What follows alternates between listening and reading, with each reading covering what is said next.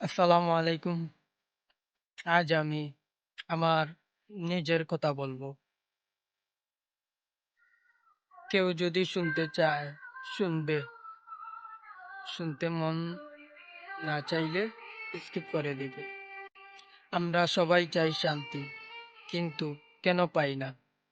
কারণ আমরা সব সময় ভুল জিনিসের পিছনে মন দেই। মানুষ কাকে খুশি করতে চায়? মানুষের মতন ভাবতে চায়। নামাজ করি ঠিকই, কিন্তু মন থাকে দুনিয়াতে। দোয়া করি ঠিকই, কিন্তু ভরসা থাকে মানুষের উপর।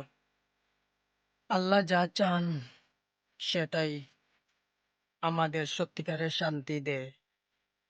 আর সেটা ভুলে মানুষ থেকে চাই। এটাই আমাদের অশান্তির কারণ। যদি একজন মানুষ এই ভিডিও দেখে কিছু শিখতে পারে অথবা মনে কোনো শান্তি পায়, তাহলে আমার কথা বলা সার্থক। আল্লাহ আমাদের সবাইকে শান্তি দান করুক। আমিন।